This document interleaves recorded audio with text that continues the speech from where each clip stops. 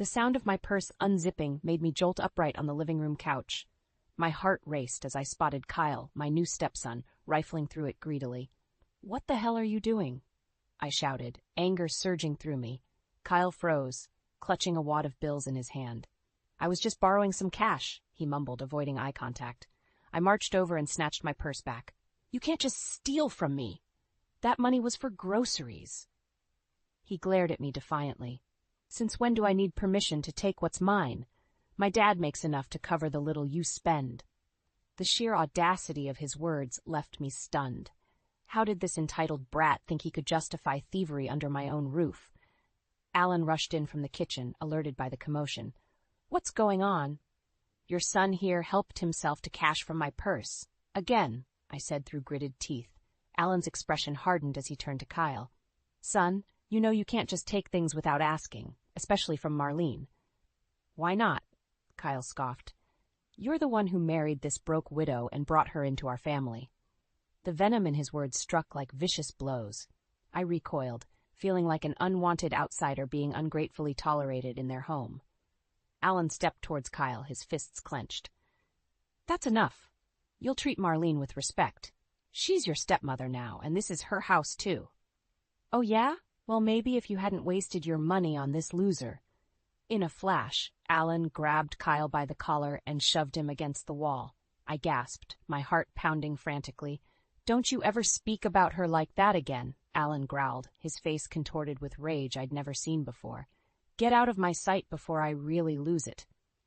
Kyle shrugged off Alan's grip, straightening his shirt as he headed for the door. "Whatever, old man. You're both pathetic." The front door slammed, leaving Alan and I alone in a tense silence. He buried his face in his hands, sighing heavily. I'm so sorry you had to see that, Marlene."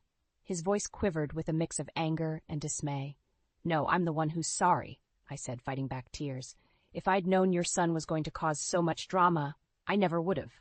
"Don't say that." Alan gently took my hands in his. "Kyle's issues aren't your fault. I'll deal with him."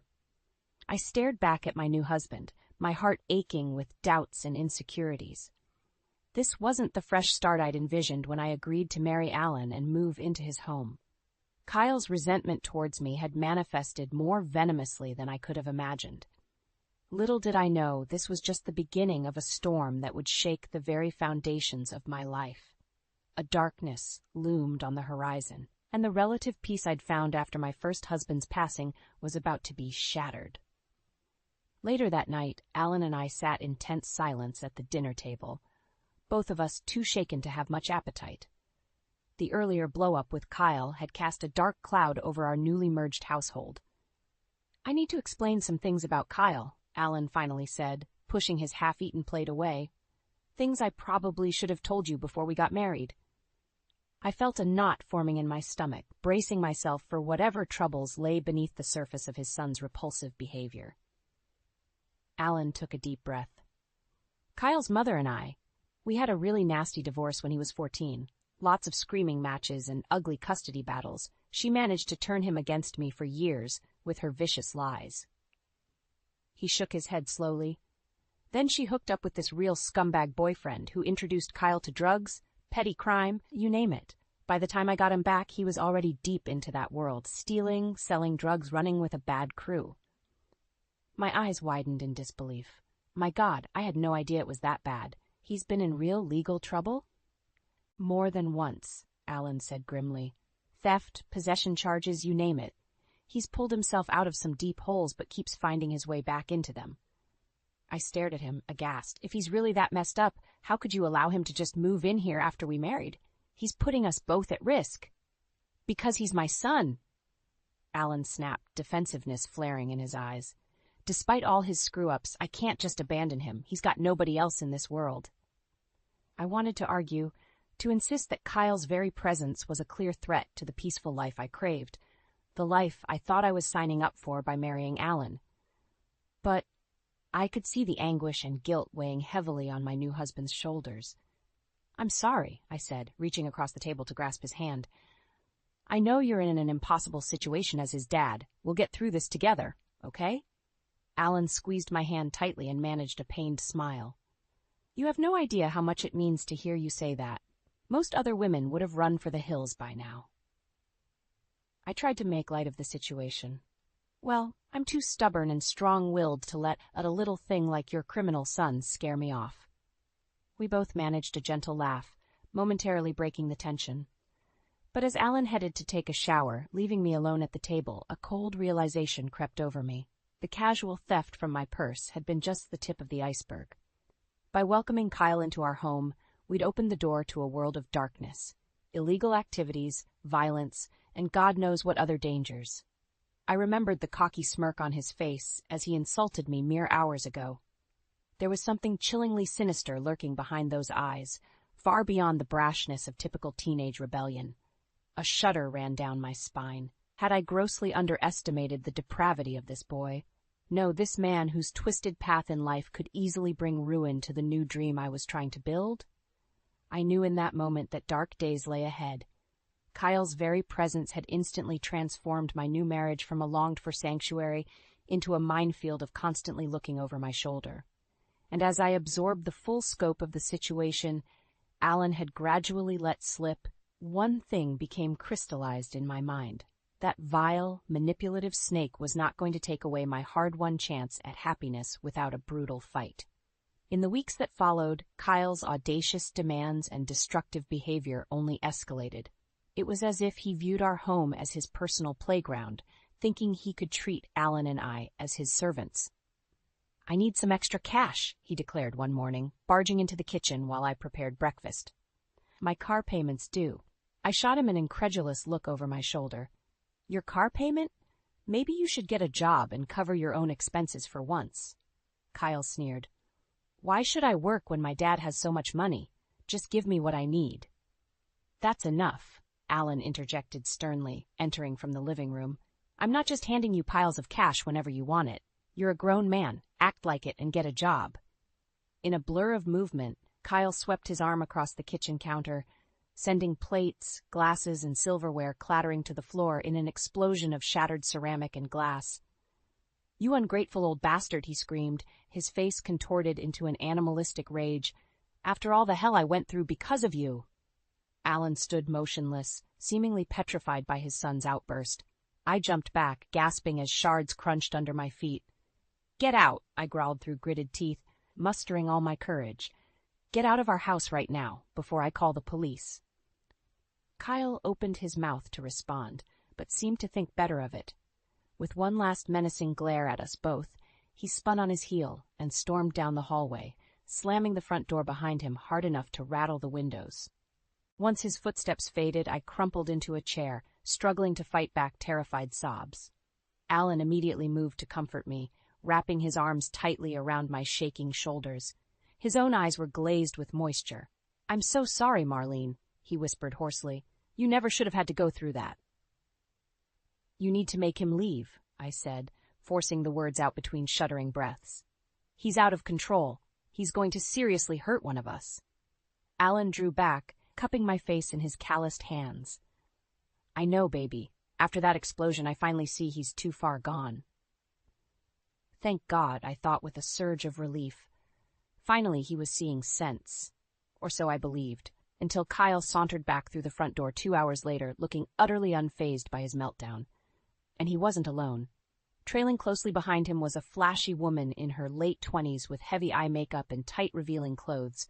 Her disinterested scowl seemed permanently affixed on her face. Kyle flung his arm around her shoulders, grinning smugly at us. "Since you two don't seem to like me being around so much, I'll just have Diane here move in to keep me company." The blood drained from my face as Alan and I exchanged a look of disbelieving horror. Move his skanky girlfriend? No, this couldn't be happening. "Kyle, absolutely not," Alan warned, anger seeping back into his voice. "Don't you dare bring that kind of riffraff into our home."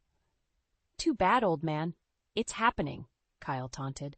With that, he brushed past us both, pulling Diane down the hallway to what was originally Alan's study.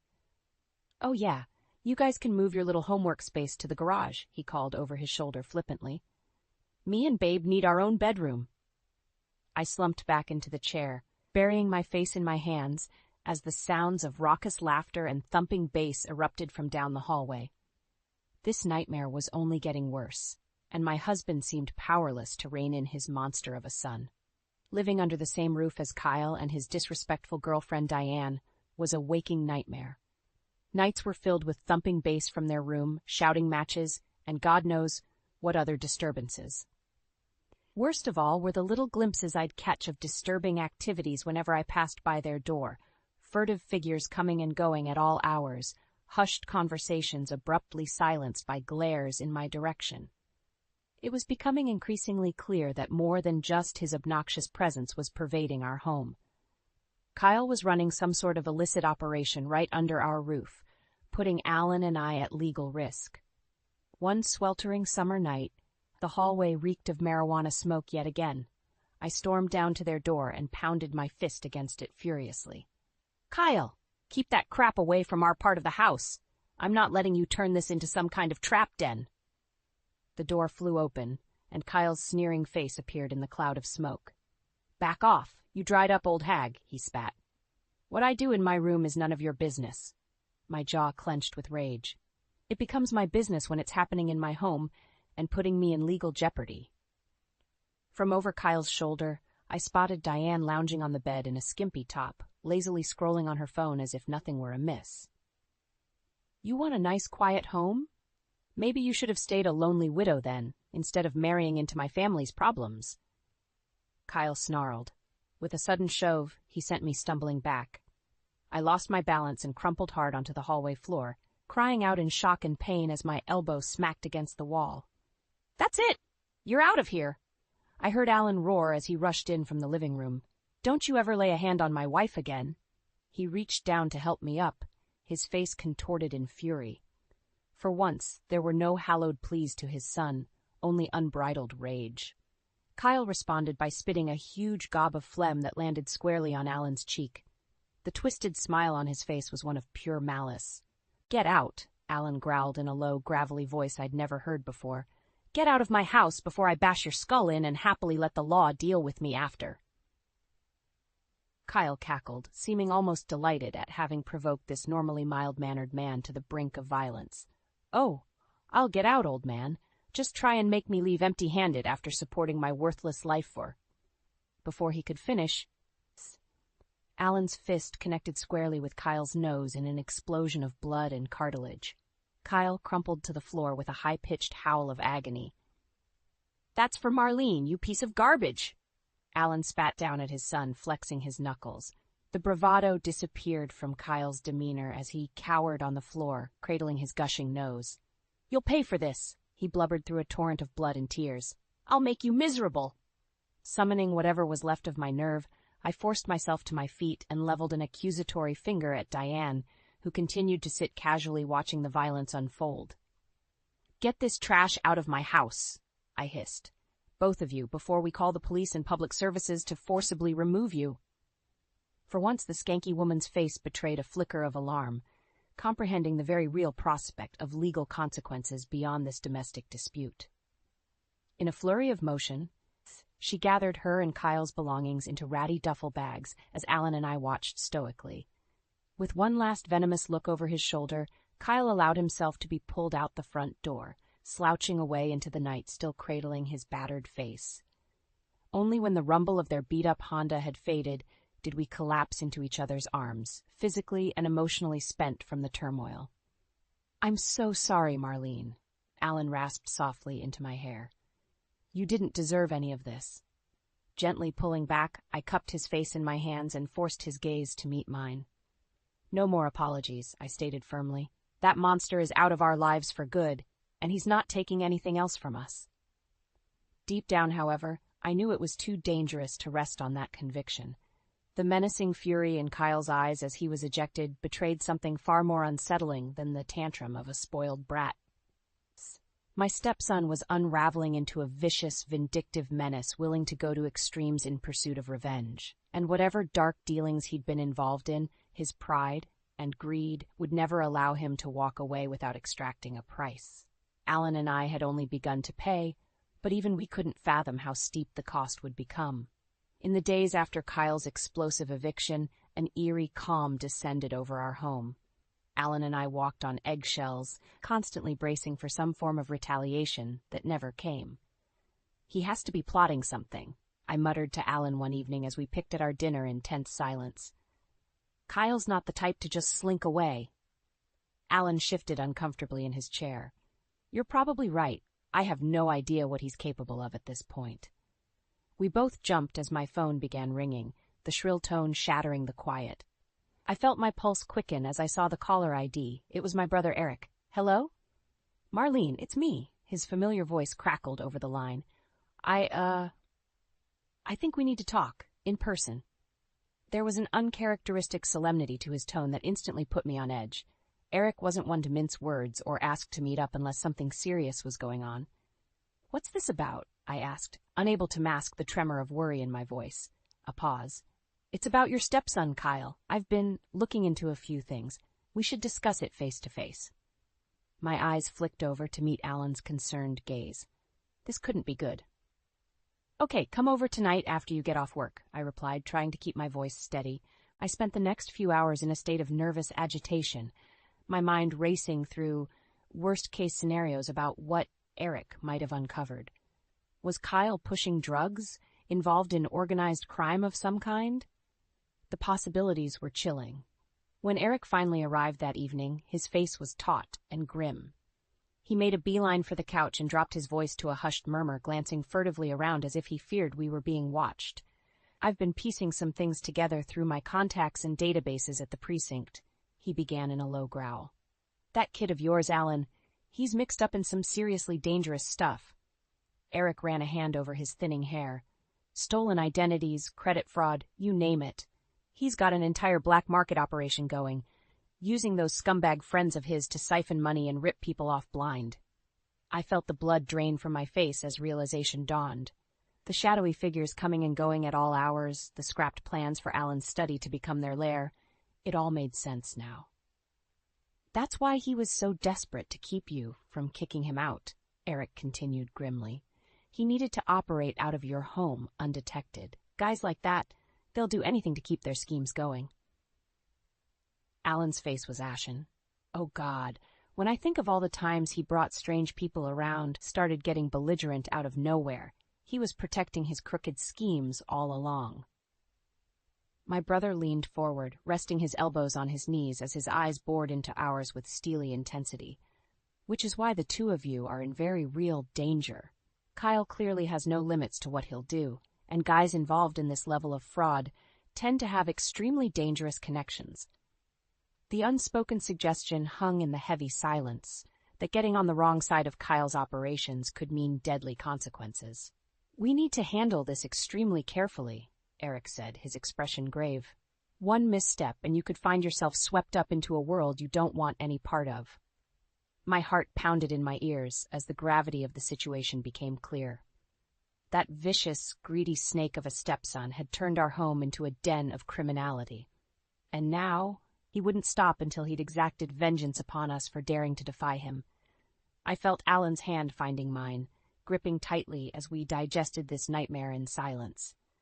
Our very lives could be at stake at the hands of his own unhinged son. With a resolute nod to my brother, I knew there was only one path forward, no matter how dangerous.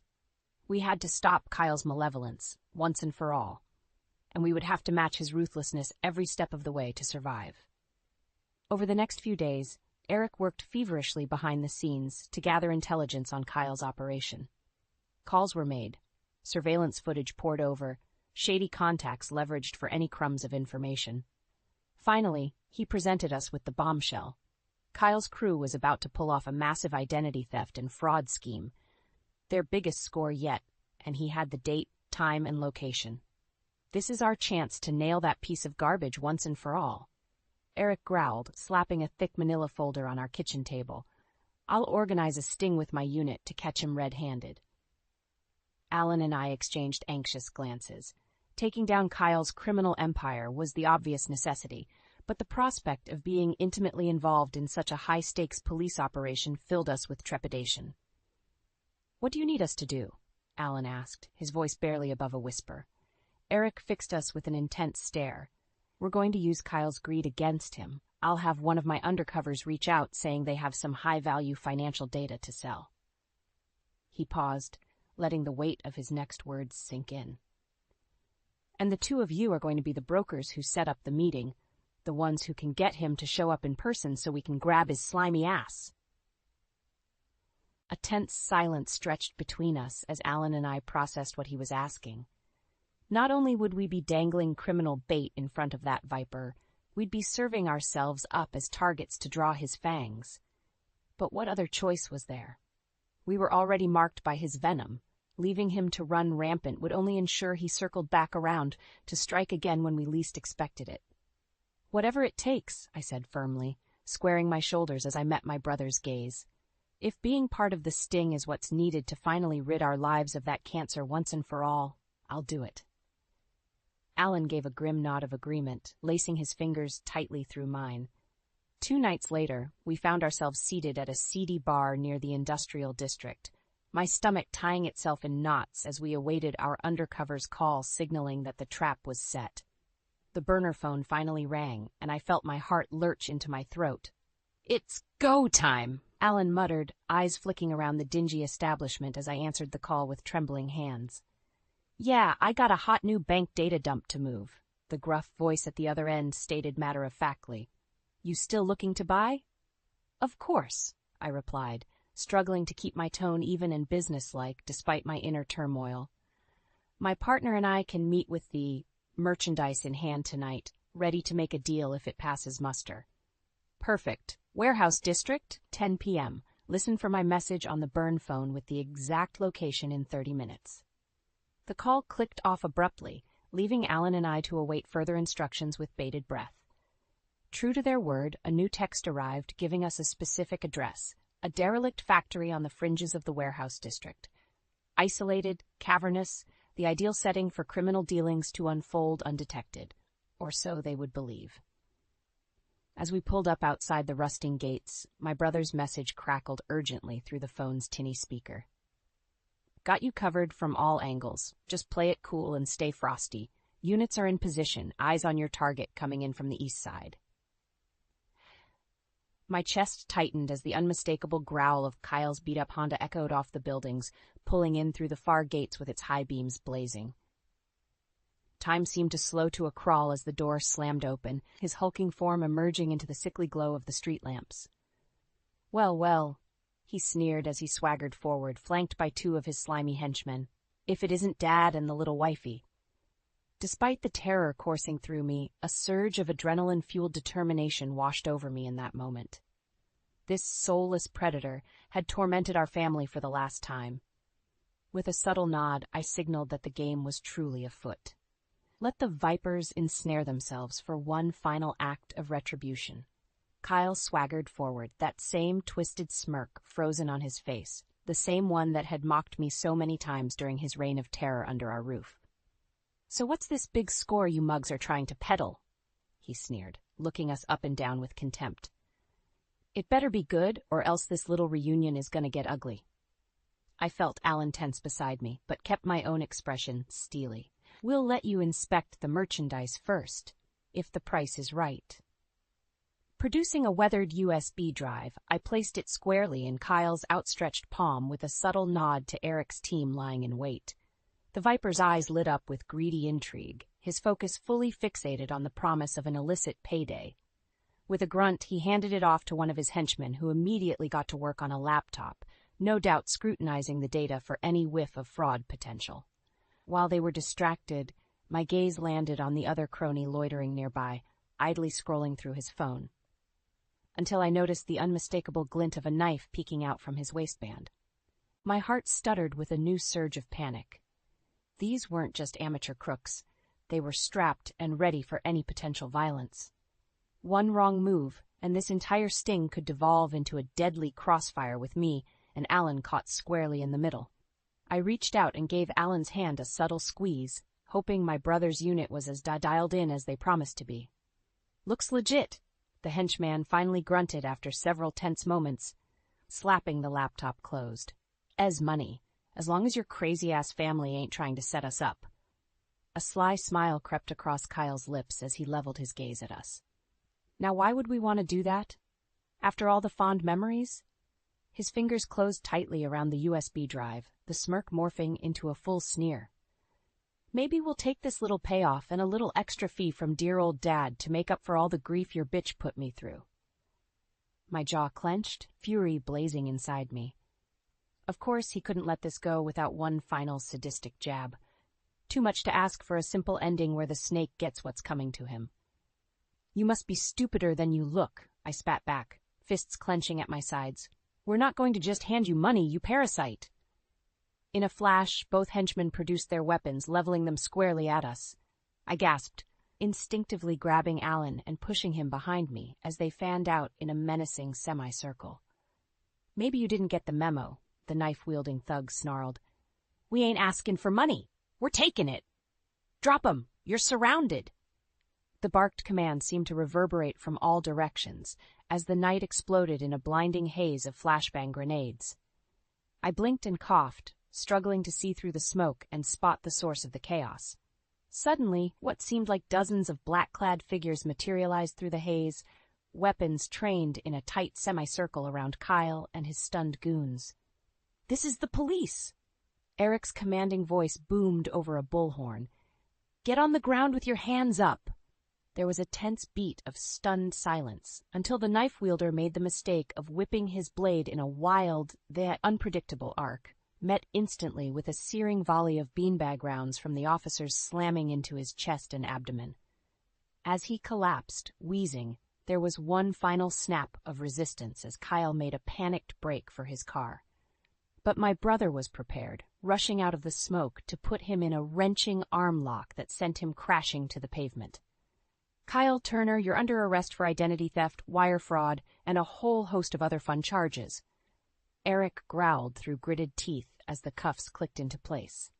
Anything you say or do will only make your life that much harder, scumbag. The still defiant scowl instantly drained from Kyle's face, replaced with naked terror as he finally grasped that the tables had turned and the ultimate consequences were closing in. As the officers hauled him roughly to his feet, his wild eyes met mine briefly, and I was flooded with the most intoxicating sensation of vindictive satisfaction. This sadistic tormentor who'd inflicted so much misery was finally, irreversibly, getting the brutal payback he deserved at the hands of righteous karma, and I was going to revel in every second of his downfall. The weeks following Kyle's dramatic arrest were a whirlwind of legal proceedings, lurid media frenzies, and the gradual unraveling of the tangled web he'd woven. It seemed every time we thought we'd grasped the full extent of his criminal enterprises, more sordid layers would emerge. I watched it all unfold from the gallery with a strange sense of detached amusement. The smarmy swagger, the sadistic manipulation, the sheer delusion of entitlement, all of it had finally caught up to ensnare my stepson in its unforgiving karmic trap. His wretched girlfriend Diane was wrapped up in the dragnet as well, already flipped by the prosecution and ratting out every last depraved detail in a desperate bid for leniency. At this point, she was nothing more than a bug on the windshield to me, easily swatted away and forgotten amid the larger impact headed Kyle's way. Eric was relentless, leaving no insidious crevice of their activities unturned or unpunished. Fraud, money laundering, drug trafficking. Kyle's reckoning was swift and absolute. With the mountain of evidence stacked against him, it wasn't a question of if he'd be convicted, but just how many years he'd be burying himself alive behind bars. The jury has reached a verdict. Those 4 simple words from the judge's mouth sent an electric surge of anticipation through the courtroom gallery. Kyle stared straight ahead, his expression unreadable, as his team of lawyers frantically conferred one last time. The foreperson rose and cleared his throat solemnly. On the charges of mail fraud, aggravated identity theft, and drug conspiracy, we the jury find the defendant, Kyle Turner, guilty on all counts. A muted shockwave seemed to ripple through the room, punctuated only by Kyle's lawyer slumping back in her chair, utterly deflated. His lips contorted into a silent snarl, though whether out of anger or resignation, I couldn't tell. As the remainder of the lengthy verdict was read aloud, something inside me began to uncurl and unfurl. A profound lightness I hadn't experienced in what felt like an eternity. The tightness that had gripped my heart for so long steadily dissipated with every guilty issued upon my tormentor. We shuffled out through the courthouse steps into a swarm of cameras and microphones from the awaiting press, my brother taking the lead to address the media frenzy. This case sends a clear and resounding message to those who seek to corrupt and victimize our communities, he boomed in that signature authoritative rasp. We will pursue them to the fullest extent of the law and bring the full hammer of justice upon their heads. As flashbulbs exploded all around us, I sought out Alan's eyes amidst the chaos. He gave me the faintest of smiles and a subtle nod. The ghost of the same weary, downtrodden man who'd been paralyzed by his son's long trail of transgressions had finally been exorcised. He too seemed to feel the lightening of our collective burden. That night, after the cameras and crowds had dispersed, we sat in peaceful silence on the back patio. Cicadas droned their evening chorus under a canopy of stars twinkling brilliantly in the warm summer darkness. So much had changed, yet felt startlingly unchanged at the same time. The house was precisely as we'd left it that fateful morning, and yet the oppressive storm cloud that had followed us home from the courthouse finally felt completely lifted. You know, I still have a hard time wrapping my mind around how far that sick bastard was willing to go, Alan said at last, cradling his beer bottle pensively. Just to what? Punish us for not enabling him anymore? I gave a slow shake of my head.